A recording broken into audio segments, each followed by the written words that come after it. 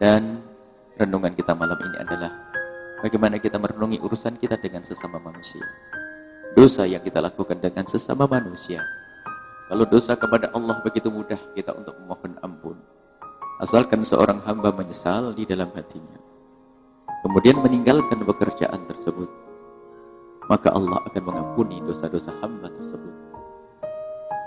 Begitulah para ulama menyebutkan syarat-syarat tobat dan diisyaratkan oleh Nabi sallallahu alaihi wasallam.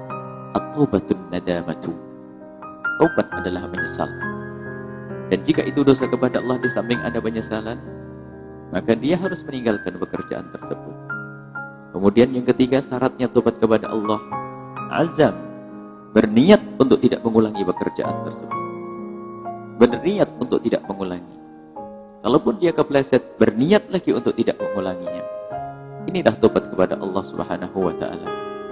Dan sudahkah itu semua kita lakukan pada pertemuan yang lalu?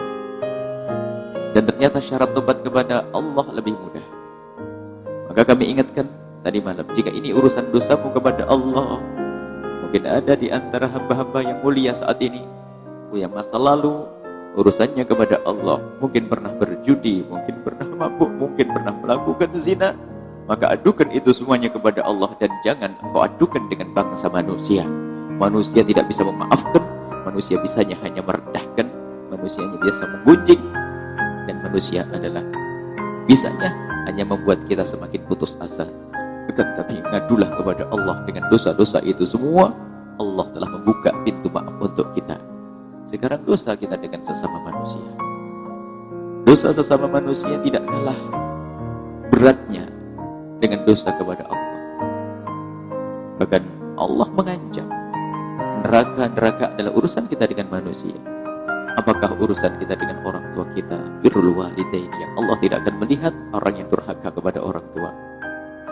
Uququl walidain, urusan dengan saudara. Rasulullah juga mengancam. Allah mengancam lewat lidah Rasulullah.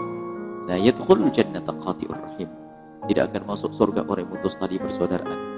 Dan juga banyak ancaman-ancaman kita urusan dengan manusia, tapi hukumannya adalah neraka Allah Subhanahu wa taala.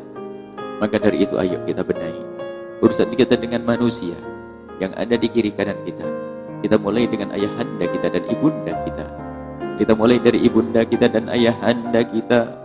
Apa yang sudah kita lakukan selama ini, saudara-saudari kita, ayahanda kita, ibunda kita. Jangan kita termasuk orang yang menyakiti ibunda kita, membuat dosa kepada ibunda kita. Ayo kita segera tobat. Mungkin kita tanpa sadar kita tidak menyakiti ibunda kita secara langsung. Ada seorang hamba yang durhaka kepada ibundanya, menyakiti ibundanya secara langsung, mulai dari kalimat kasar, mungkin dengan perilaku lahir, mulai dari hal-hal yang menyakitkan dengan jasad dan fisiknya, mungkin juga dengan perilaku atau tingkah laku yang tidak nyaman. Ada seorang hamba yang melakukan pendurhakaan kepada orang tua secara langsung. Ada lagi yang tidak secara langsung, menjadi sebab orang tua kita tidak nyaman. Mungkin atau kita membuat sesuatu yang menjadikan mereka resah, menjadikan mereka tidak senang. Atau dengan saudara-saudara kita, atau dengan tetangga kita. Jangan dianggap sepele urusan tetangga. Mazala Jibril usini bil jiran. Jibril selalu berwasiat kepada kata Rasulullah. Jibril selalu ingatkan aku, ya Muhammad, tetanggamu, agar kita berbuat baik dengan tetangga.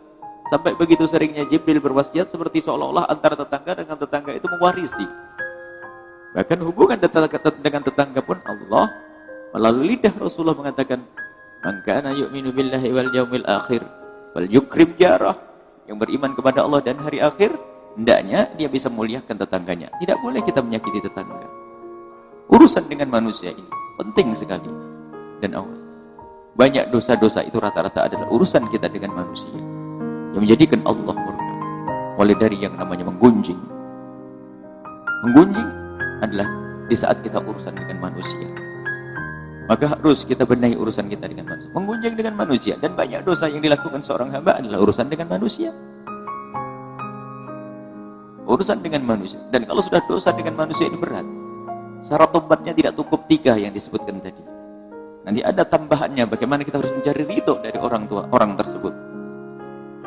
Makanya ayo kita waspada.